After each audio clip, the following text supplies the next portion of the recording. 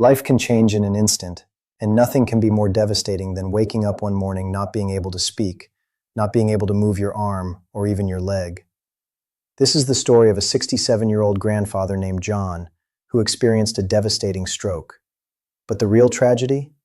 It didn't start here. It started a month before with a feeling he described to his wife as a tiny bird trapped in his chest, a symptom so small he barely gave it a second thought. Welcome to the channel. I am a senior doctor in the UK, and my mission is to raise awareness through storytelling. This is the story of how ignoring one of the most common signs of a serious heart condition led to a preventable disaster. It's a story about a silent threat that millions of people are living with, completely unaware. And it's a story that has a lesson that could save your life, or the life of someone you love. Before the sirens in the hospital, before life was split into before and after, there was just John. At 67, he was a man who had earned his retirement. He wasn't a marathon runner, but he kept active. His days had a happy, comfortable rhythm. Mornings meant coffee on the porch with his wife of 42 years, Mary, watching the finches and talking about everything and nothing.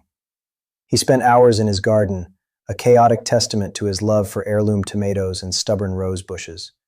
His back would ache and his knees would complain, but having his hands in the soil made him feel alive. Weekends were for the grandkids. He was the kind of grandpa who got on the floor to build Lego castles and didn't mind sticky fingerprints on his glasses. His greatest joy was their Saturday ritual, a walk to the local park, where he'd push his 5-year-old granddaughter Chloe on the swings until her laughter filled the air. He lived for that sound. John thought he was healthy. He had his regular checkups. His blood pressure was a little high, but he was taking medication for it. He tried to follow Mary's advice and cut back on salt. He didn't smoke and enjoyed a glass of red wine with dinner a couple of times a week. Like so many people his age, he was living a full, vibrant life, with no idea there was a ticking time bomb in his chest. The first time it happened, John was watching TV 4 weeks before the stroke. As a huge whale shark drifted across the screen, he felt it. A sudden, bizarre sensation in his chest. It wasn't pain, not a sharp stab or a dull ache. It was a frantic, irregular flutter. It felt like a panicked bird beating its wings against his ribs. He sat up straight, hand instinctively flying to his chest. The sensation was more startling than it was scary. It lasted maybe 10 or 15 seconds, and then it was gone. His heart seemed to go right back to its normal rhythm. He took a deep breath, coughed. Nothing. That was weird, he mumbled. Mary was in the kitchen, and he thought about calling out to her, but what would he even say? My heart just did a little tap dance? It sounded ridiculous. He chalked it up to the spicy chili he'd had for lunch. Or maybe that second cup of coffee was a mistake. He was 67. The body does strange things. He shrugged and turned back to the TV. It happened again a few days later, while he was carrying a bag of potting soil from the car. As he heaved it onto the porch, the flutter returned, this time with a brief wave of dizziness that made him brace himself against the wall. This one felt a little more intense. For a second, real concern pierced through his denial, but again it passed within a minute. He just stood there, catching his breath, feeling tired. Just overdid it, he told himself. He was out of shape, that's all. He did mention the funny turn to Mary later that evening. Felt like my heart skipped a few beats, he said, downplaying the chaotic feeling. She suggested he call the doctor. I'll see how I feel tomorrow, he promised, a promise he never intended to keep. Making a doctor's appointment felt like an overreaction. It felt like admitting something was wrong. The symptom was easy to ignore because it came and went.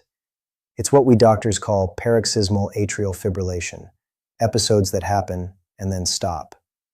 For days, he'd feel completely normal, and then, without warning, the flutter would return. Each time it happened, his denial got a little stronger. He didn't know that this seemingly minor annoyance was a direct symptom of atrial fibrillation, or AFib, a condition that makes a person about 5 times more likely to have a stroke. The day of the stroke was a beautiful, sun-drenched Saturday. Chloe held his hand tightly as they walked their familiar path to the park, Mary alongside them with a picnic basket. John felt great. He hadn't had any flutters in almost a week and had nearly forgotten about them. At the park, he lifted Chloe onto the swing. "Higher, Grandpa, higher!" she squealed. He laughed, pushing her into the blue sky. It was a perfect moment. But after a few minutes, he started to feel a little breathless, more tired than he should have been. He slowed down, leaning against the swing set frame to catch his breath. That's when it began. It wasn't a dramatic collapse like you see in movies. It started with his eyes. Suddenly his vision blurred, the vibrant colors of the playground smearing together. He blinked hard, but the world just swam in and out of focus. A wave of dizziness washed over him, far more intense than before, and he felt a profound loss of balance. He stumbled sideways, reaching out to steady himself, but his arm felt strangely heavy, disconnected. "John, are you okay?" Mary's voice sounded distant and warped. He tried to answer, to say, "I'm fine," but only a thick, garbled sound came out. Panic seized him.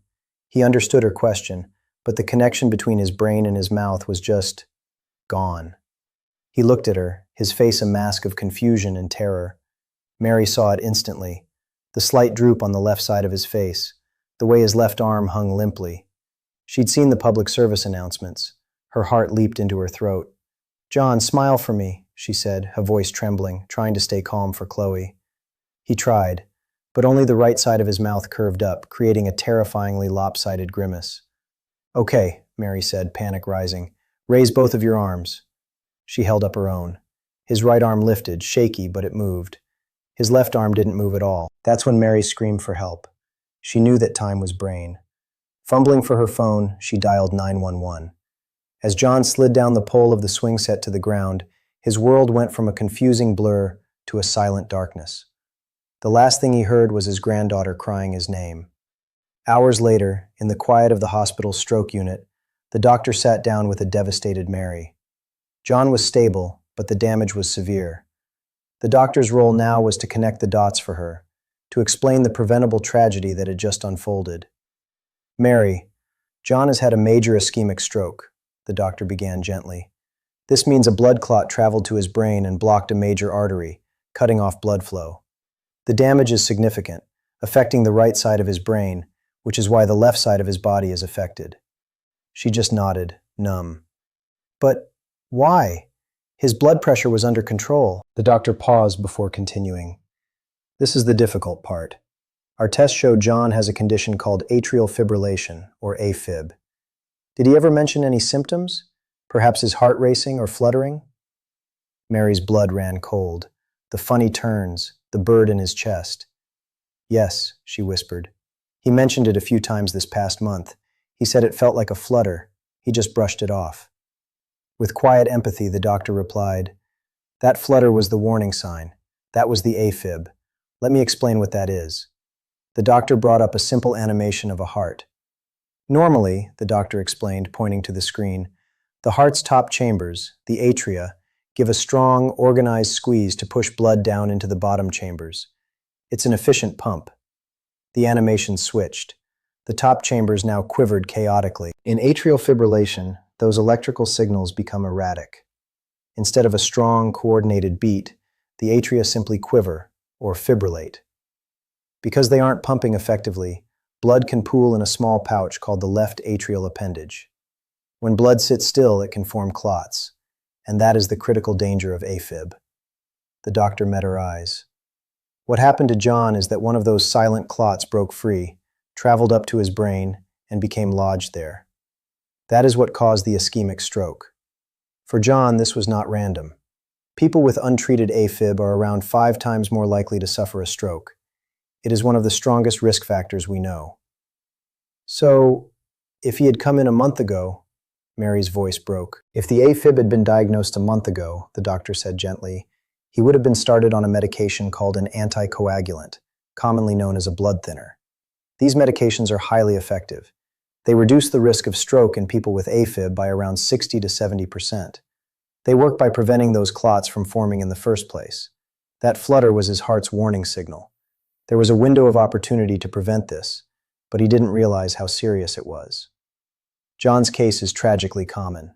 So many people either don't have symptoms or, like him, they dismiss them. They don't realize a harmless little palpitation could be a sign of a condition that causes devastating strokes.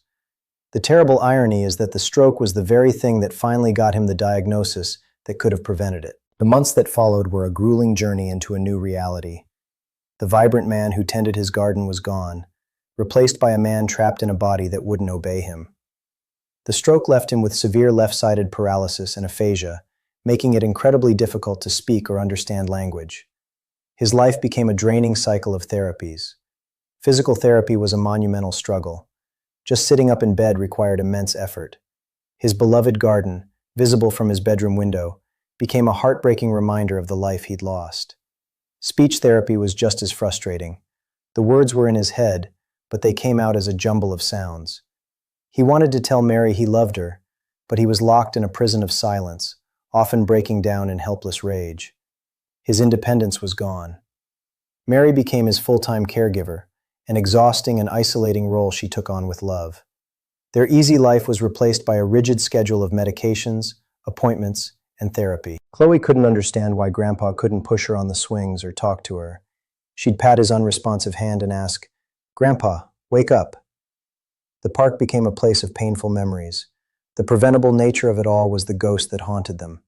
Every time Mary gave John his medication, including the blood thinners he'll now take for the rest of his life, she was struck by the bitter irony.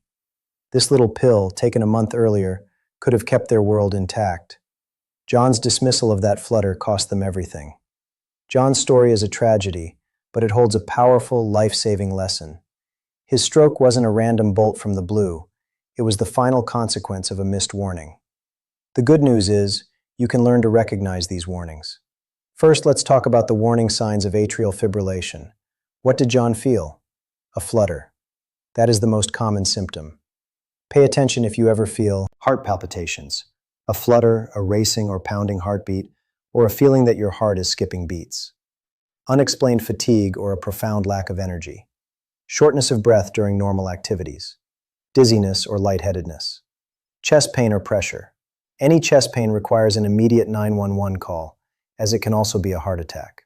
Sometimes AFib has no symptoms at all, which is why regular checkups are so important. The lifetime risk of developing AFib for people over 40 is about 1 in 4. If you feel these symptoms, don't do what John did. Don't dismiss it. Make an appointment with your doctor. Second, everyone needs to know the signs of a stroke. When a stroke is happening, time is critical. The most common way to remember the signs is with the acronym FAST. F is for face. Ask the person to smile. Does one side of the face droop? A is for arms. Ask them to raise both arms. Does one arm drift downward? S is for speech. Is their speech slurred? Can they repeat a simple sentence? T is for time. If you see any of these signs, it is time to call an ambulance immediately. Some organizations use an expanded version, B FAST, adding B for balance, a sudden loss of balance or coordination, and E for eyes, sudden trouble seeing in one or both eyes. Whether it's FAST or B FAST, the final T is the most important part. Call the emergency services. Paramedics can start saving brain tissue on the way to the hospital. John's story shows the devastating cost of a missed warning. It's a reminder that our bodies often tell us when something is wrong, but we have to listen. The most important thing you can do for your health is to be your own advocate. If this story resonated with you, please share this video. You never know who you might help. A friend or a parent might be feeling these exact same harmless symptoms and needs to see this. And if you've ever experienced a heart flutter, or if you have your own story about AFib or stroke, share it in the comments. Your story could be the one that encourages someone to finally make that doctor's appointment they've been putting off. So what's the bottom line? Preventing a stroke doesn't start in the emergency room. It starts with awareness. It starts with paying attention to the quiet whispers from our body before they become desperate screams. John's life was forever changed because he ignored a clue. He didn't know the risk, but now you do. Don't ignore the warnings. Listen to your body. Talk to your doctor. Take control of your health today so you can have a tomorrow full of the beautiful, ordinary moments that make up a life. Thank you for watching and subscribe for more life-saving awareness videos.